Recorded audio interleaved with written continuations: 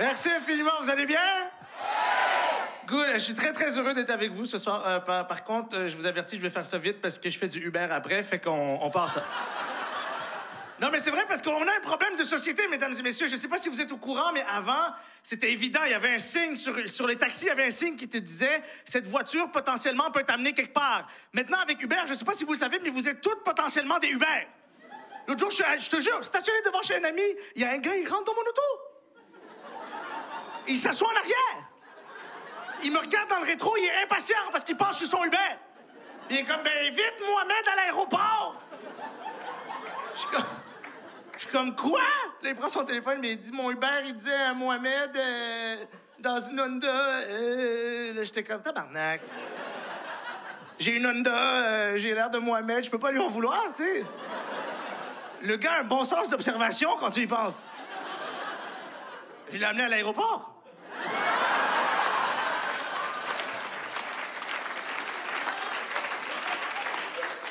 Je suis trop gentil, mais c'est un problème très, très grave. C'est un fardeau. Je ne souhaite ça à personne, je vous le jure. En passant, j'ai pas choisi d'être gentil, c'est à cause de ma mère. Ça faisait partie de son éducation. C'est des valeurs qu'elle prônait vraiment. Non, c'est vrai. Non, elle répétait toujours, si vous êtes pas gentil, je vais vous tuer. Puis nous, ça nous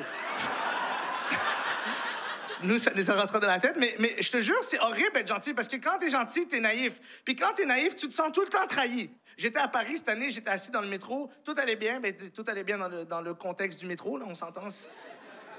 Le métro, ça reste l'endroit où les âmes vont mourir. Et je suis assis et de nulle part, j'entends « bonne nouvelle ». Et moi, naïf, con et gentil, je suis comme « oh my God, ils annoncent les bonnes nouvelles ». Dans ma tête, c'est comme « mais quel progrès social! Paris a compris que la vie, c'est dur. » Et ils disent des bonnes... Je regarde tout le monde, je suis comme « ça sent bien ». Je sais pas si tu sais, à Paris, sourire à un inconnu, c'est une menace de mort. 2 secondes après, ils redisent « bonne nouvelle ». Et là, les portes s'ouvrent, je regarde par la fenêtre et c'est le nom de la station.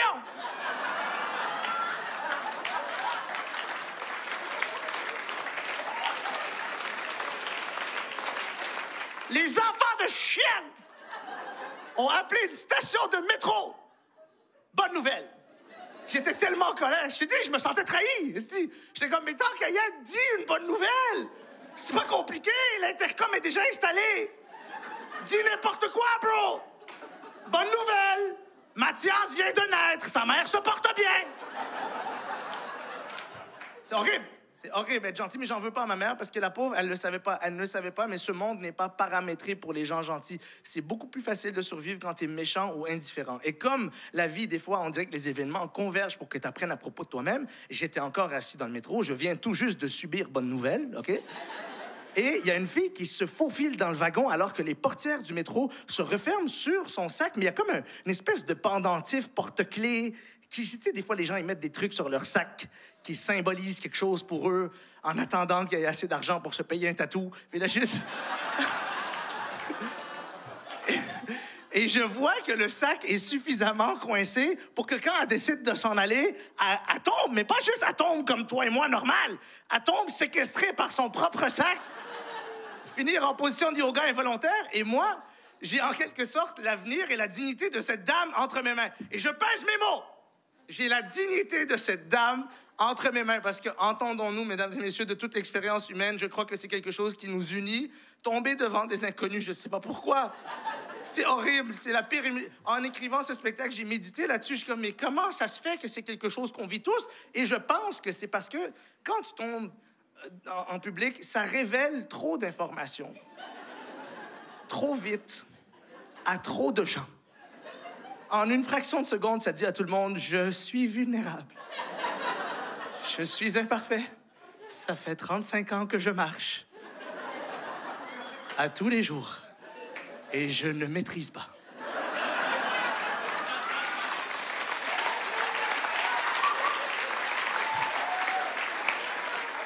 Et moi, j'ai ça entre mes mains, OK? Je te jure, j'ai pas... En passant, ça s'est passé en 2 secondes. Toute cette histoire, c'est 2 secondes. Je n'ai pas de stratégie, OK? Moi, je vois juste le sac, je prends le sac, je sais pas, OK? Alors, je tends les bras vers le sac, mais à mi-chemin, je réalise que je suis arabe, OK? Parce que moi, je passe pas ma journée à me rappeler que j'ai une affection particulière pour le couscous. Puis là, j'essaie, il y en a qui vont me dire, oui, mais t'es Adib, on sait t'es qui. Je te rappelle que je suis à Paris, OK? À Montréal, je suis Adib Al-Khalidi. À Paris, je suis un arabe de trop. C'est ça que je suis. Puis, non, mais c'est vrai, à Montréal, c'est incroyable. Plus t'es populaire, moins il y a de préjugés. Il y a presque plus rien. Les gens n'ont plus de préjugés envers moi. Il reste quelques paranoïaques qui pensent que l'humour, c'est mon alibi en attendant mon grand projet. Mais...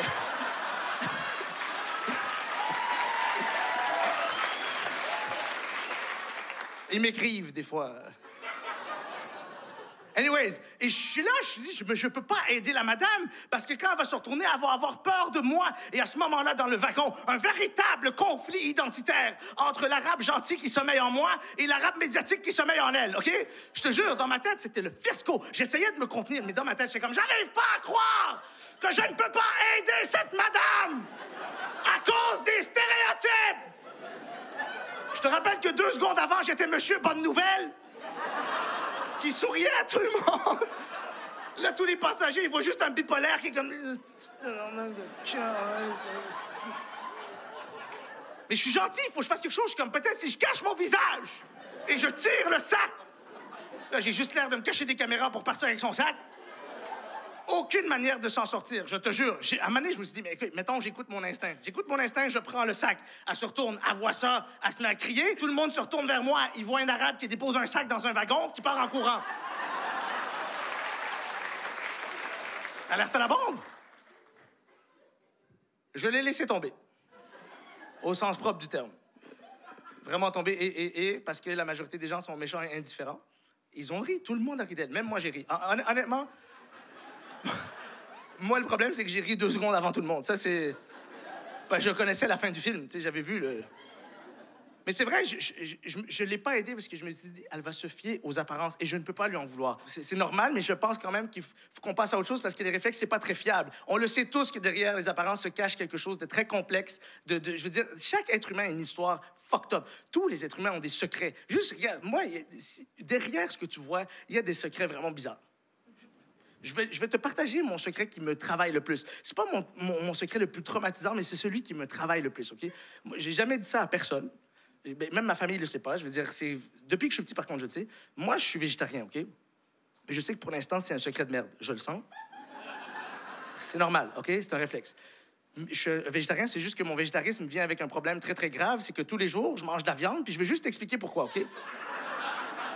Avant que tu me juges, je vais t'expliquer. Là, je sais qu'il y en a qui disent qu'il est végétarien, il n'est pas végétarien. Regarde, tu peux penser ce que tu veux. Moi, je suis végétarien, c'est à l'intérieur de moi, tu peux pas me l'enlever, OK? Juste, je te dis, OK? Je suis végétarien, c'est juste que le problème, c'est que le goût d'un animal décédé, cuit, des fois même pas cuit, des fois, je sais pas qu'est-ce qui me prend. Je suis au restaurant, on me demande quelle cuisson, je suis comme, est-ce qu'il est mort? Ils me disent oui, je suis comme, ramène-le, je m'en fous. Incroyable, hein? En passant, j'ai jamais dit, mesdames et messieurs, je suis le meilleur végétarien. Jamais dit ça. J'essaie d'être bon végétarien. Pas capable tout le temps. Aujourd'hui, de midi à 6 heures, végétarien, le gars, pas une viande. Le souper est arrivé, j'ai perdu le contrôle. Je sais pas ce qui s'est passé. Non, mais attends 2 secondes, parce que je sais que je suis végétarien. Je le sais que je suis végétarien parce que moi, de savoir qu'à cause de moi, quelqu'un tue un animal, je sais pas pourquoi je tue des vaches comme dans un règlement de compte. D'une favelas du Brésil, mais bref. De savoir qu'à cause de moi, quelqu'un tue un animal pour que je mange, je dis non, non, jamais, non. Je te jure, devant une boucherie, pas capable de me retenir. Arrête! Parce que je connais les alternatives. Le pois chiche.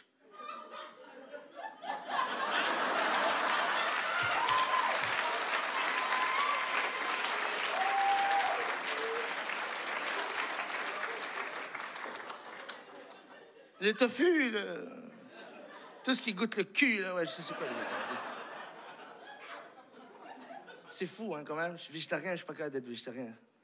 Ça me travaille, bro. Non, tu sais de quoi je parle. Là, depuis le début, vous êtes venus pour rire. Là, on va connecter. Vous n'êtes pas là pour ça, mais c'est pas grave, OK? Je n'arrive pas à être la version optimale de moi-même toute la journée. Puis ça me fuck. Tu sais de quoi je parle? Tu sais t'es qui? Tout le monde sait qui il est. Tout le monde sait qui il est. Mais t'arrives pas à être cette personne tout le temps. C'est fucked up, non? Tu sais t'es qui? Tout le monde sait. Tu veux savoir comment tu sais t'es qui? Demain matin, les 2 premières secondes. Les 2 premières secondes. Quand tu ouvres tes yeux, 2 secondes. Ah! Ça, c'est toi, ça. Ça fait peur parce que tu le vois pas souvent, mais c'est toi. Ah! Après ça, il y a ton masque social. Ça prend 2 secondes. Masque social. Qui se place dans ta face. Ça, c'est qu'est-ce que tu crois que t'es, que t'espères que les autres croient aussi. Pour ceux qui savent pas c'est quoi le masque social, c'est le truc dans l'ascenseur. Quand t'es avec quelqu'un, t'es comme « Allô, il fait très, très chaud aujourd'hui! C'est ça. Mais toute la journée, il y a quelque chose qui te regarde, non? Tu sais de quoi je parle? Ton âme, ta conscience. Moi, ce que j'essaie de te dire, c'est que chez moi, cette affaire-là est végétarienne. Et je comprends pas comment je suis plus souvent ça que ça. Ça me fuck profondément, je te jure.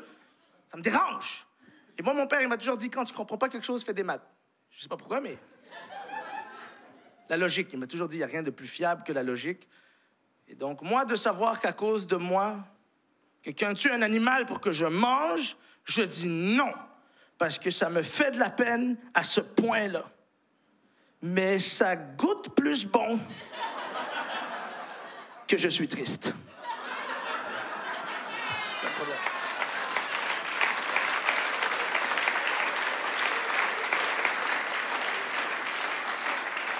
Sur la tête de ma mère, végétarien, le gars. Pour ceux qui se posaient la question, est-ce qu'il a fini avec ça? Pas du tout. Ça m'obsède. Le gars, depuis qu'il est né, obsédé par les vaches. Moi, vache, toute la journée, vache, vache. Fucked up, non? Vache, vache. Ma mère, elle comprenait pas, tu sais. Tu sais, le jeu, t'appuies dessus, vache, mais... Toute la journée, de 0 à 3, mais... À un moment donné, ma mère, elle vient me voir, elle dit, prends un autre animal, tabarnak, là. Commence à nous faire chier avec les vaches, là. Prends cheval, prends grenouille, un peu de variété, là. J'ai dit, non, moi, c'est vache, ici, rien à chier. J'ai été un peu rebelle, tu sais. Et là... Et là, un jour, ma mère, elle vient me voir, elle me dit, Adib, t'as assez de dents maintenant. Tu vas t'asseoir avec nous et manger la même chose que tout le monde à table. Moi, j'étais là, cool, si j'ai toujours su que j'étais né pour manger avec les autres, là, tu sais. Ah, depuis que je suis né, ils me font m'asseoir à la table des pauvres, là. Mais moins que les autres, là, tu sais. Et là, elle me dépose une assiette devant moi, puis elle me dit, là, tu vas manger ça. Puis là, je dis, c'est quoi ça? Je reconnais pas, j'ai jamais vu ça. Elle me dit, ça, c'est de la vache. Moi, je regarde tout le monde, je suis pas con, tu sais, ça fait 3 ans que je suis là-dessus. Esti, j'appuie dessus.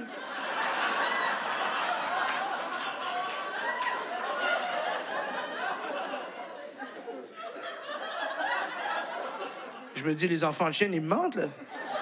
Ça fait pas mieux. Regarde ma mère, ça fait pas mieux. C'est pas de la vache, ça. Elle me dit, oui, c'est de la vache. On l'a tuée, on l'a coupée, on l'a cuit, puis maintenant, tu la manges. Mais moi, je suis là, mais dans quel monde de psychopathe? Dans quel monde est-ce qu'on tue les gens qui font la crème glacée? Tu sais, quand t'as 3 ans, tu fais les liens que tu peux. Là, ma mère, elle me dit, Adib, il y a des enfants qui crèvent de faim, le frec!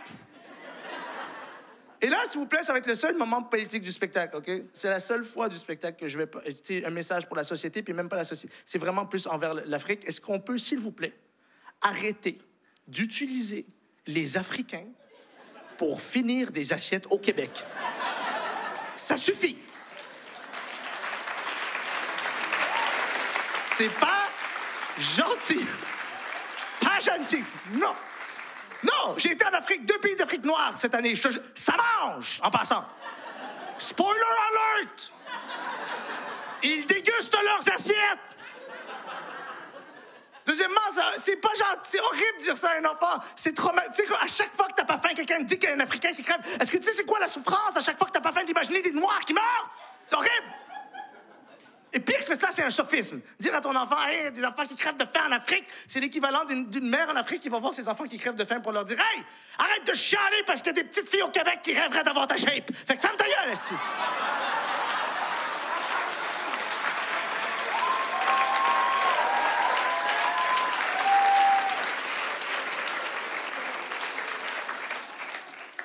Mais bon, moi j'ai 3 ans, je fais avec ce que je peux. J'ai mangé de la vache. Ça donne que ça goûte bon, tu sais. Fait que là... Je me suis habitué, il veut pas tuer l'Afrique. Puis j'ai oublié que je suis végétarien. C'est comme ça que tu deviens plus ton masque que ça. C'est ça qui est fucked up. T'oublies des affaires que t'es. Puis c'est pour ça que je conseille à tout le monde, de passer le plus de temps possible avec des gens qui voient plus ça chez vous que ça. Je le pense vraiment. Non, mais c'est vrai. Parce qu'on oublie, on a besoin de nos angles... On a besoin de quelqu'un... C'est des rétroviseurs, ces gens-là. Ils voient nos angles morts de conscience. C'est incroyable. Moi, ma femme, chez moi, c'est mon ange gardien. Elle ne voit que ça chez moi. Et c'est la raison principale pour laquelle je la déteste. Ben, je vais te dire pour... Non, je l'aime. C'est ma reine. C'est mon ange gardien. Je t'ai dit que je l'aime. Mais elle me démasque tout le temps. C'est dur, c'est humiliant. Elle me laisse pas être moi-même 2 minutes, tabarnak. C'est... L'autre jour, sur le point de commander de la nourriture, elle me dit « Dépose le téléphone ». Moi, je suis un rebelle, OK? Mais ça reste ma femme, c'est ma reine. Je la respecte. Je dépose le téléphone, je dis « Qu'est-ce qu'il y a ?» Elle me dit « tu commandes à tous les jours de la nourriture. T'es toujours au resto. Pourquoi tu cuisines pas? » Elle me dit « Je suis sûr que tu cuisines pas parce que t'as pas confiance en toi, mais je suis persuadé que t'as des talents culinaires. » Tu sais, quand quelqu'un croit en toi, mais pas toi, tu sais, le feeling, c'est que ça chatouille un peu. J'étais comme... c'est vrai, peut-être que j'ai un cuisinier. Un imbécile. Là, elle me pointe une recette dans Ricardo, dans le livre de recettes. Elle me pointe une recette et elle me dit « Va chercher les 12 ingrédients et on va cuisiner ensemble. Ce soir, c'est toi le capitaine. Moi, je te suis. » Puis moi, je vais juste vous dire quelque chose à propos de Ricardo, OK? C'est un enfant de chienne. Je vais vous dire pourquoi, OK? Je suis désolé, je sais qu'il y en a qui l'aiment. Même moi, je l'aime. Je trouve que c'est un homme qui représente très, très bien le Québec. Je suis très fier de lui, mais je l'haïs. Je l'haïs. Non, regarde, c'est un peu compliqué. Je l'haïs, mais je l'aime. Je vais te dire pourquoi. Parce que Ricardo, dans ses livres, il te parle comme si toi et moi, on est tous Ricardo. Mais je suis pas Ricardo, moi, Ricardo. Sinon, j'aurais pas acheté Ricardo, tu comprends? Dis-le dans le livre que c'est une épice, le garam masala. Je sais pas, moi. 1h30 au IGA. 1h30, bro. Dans les fruits et légumes. En train de chercher le garam fucking masala. J'ai même fouillé dans le rutabaga pour te donner une idée. Je ne savais même pas que ça existait pour vrai, ce truc. Moi, je pensais que c'était une émission pour enfants. Sur la rutabaga.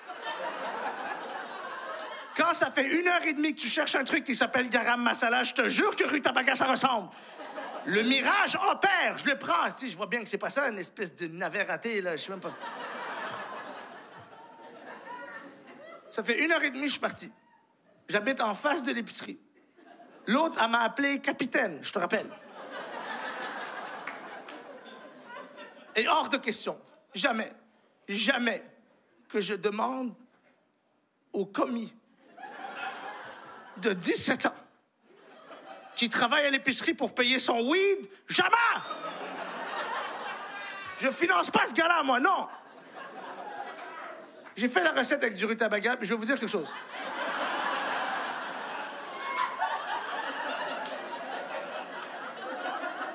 J'en ai rien à chier de votre opinion. Je vais vous dire pourquoi.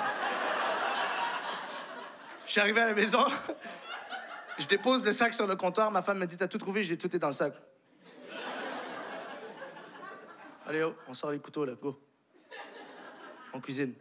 Elle ouvre le sac, première chose qu'elle fait, elle sort le rutabaga. Tu sais? Elle aurait pas pu prendre le riz, ici. J'ai trouvé le riz. Basmati.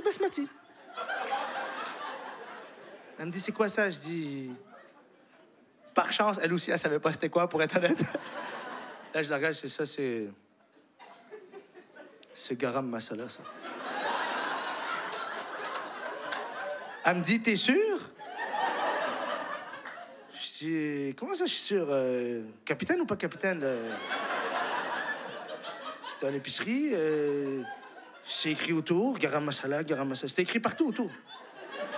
Il y avait 8 étiquettes, c'est garam masala. C'était le dernier, je l'ai pris. Tout le monde était là, est-ce qu'on peut avoir le garam masala? Non. Je suis sorti comme ça. Bouclier, ce genre d'épicerie. Je sais pas, c'est à la mode, ils m'ont dit c'est à la mode.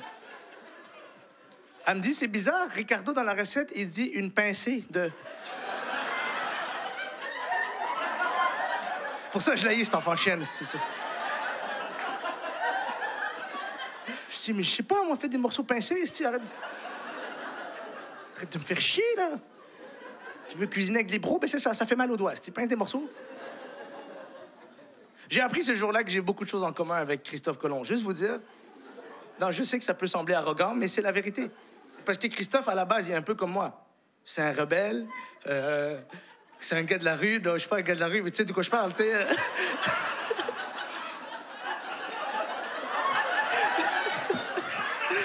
OK.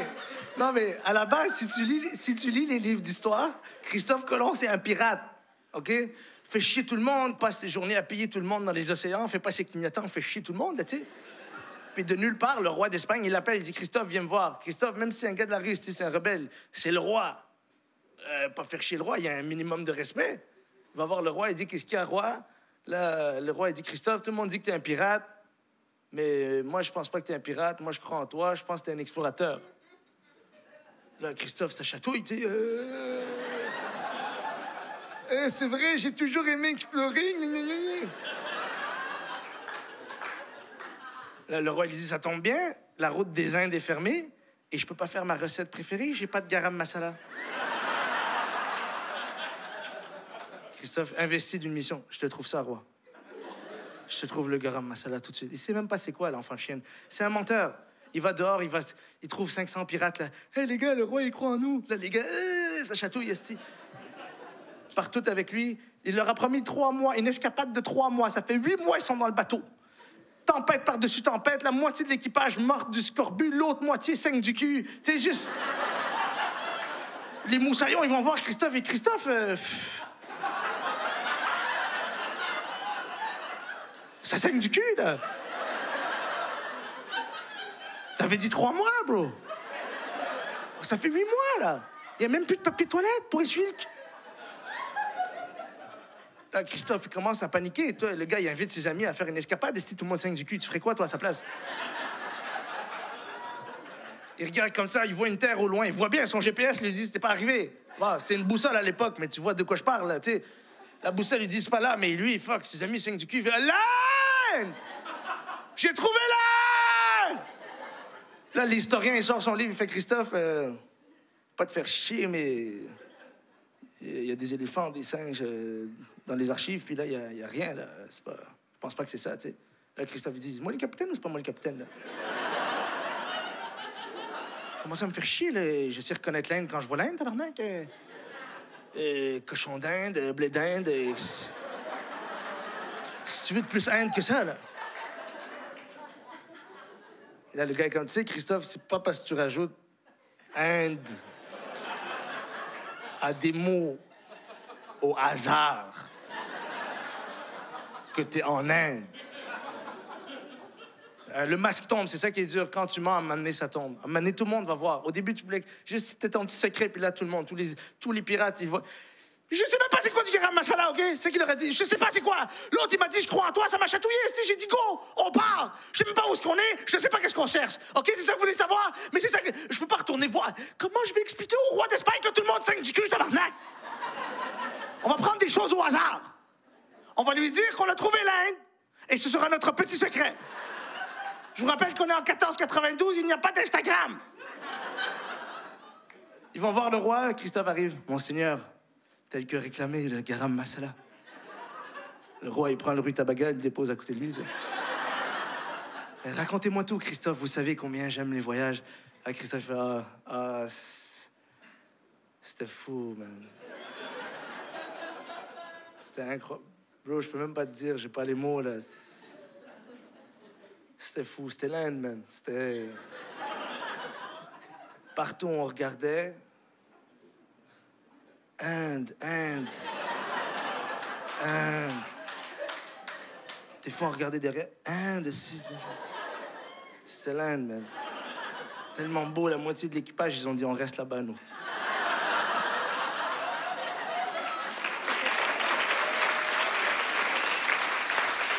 En passant à ce jour, ma femme ne sait pas qu'est-ce que c'est que du garam masala. Et elle a jamais rien dit sur le fait que ça goûtait autant le cul. Elle a rien dit parce qu'elle est sympathique. Trop sympathique. C'est la pire chose d'être gentil. C'est que quand tu es trop gentil, tout le monde se méfie de toi. Et ma femme, c'est la personne dont je me méfie le plus au monde. Pour deux raisons, OK? Premièrement, c'est par projection. Ma relation précédente était très difficile. On s'engueulait pour n'importe quoi. Tout était une source de conflit. Même des clichés. Des fois, j'étais comme, je vais aller voir des amis. Puis t'es comme, mais là, pourquoi tu vas voir des amis? Puis j'étais comme, mais parce que j'aime mes amis. T'es comme, mais là, vous m'invitez jamais. Puis j'étais comme, mais c'est parce qu'ils taillissent. Puis là, tu sais, ça partait sur... Puis en passant, ses amis aussi m'haïssaient. Juste qu'on s'entende bien, OK? Pour être honnête, ses amis m'haïssaient. Puis je pense que c'est la job des amis de détester les conjoints et conjointes de leurs amis si ces deux personnes-là ne voient que leur masque, OK? Puis moi, ma femme, elle voit que ça, puis ça me traumatise. C'est parce qu'elle est trop gentille, puis je me méfie d'elle. Je te jure, quand je lui dis je vais aller voir mes amis, elle est contente. L'autre jour, je disais, je vais aller voir des amis. Elle me dit, amuse-toi. J'étais comme, c'est bizarre. Des fois, je la teste. Des fois, je suis comme,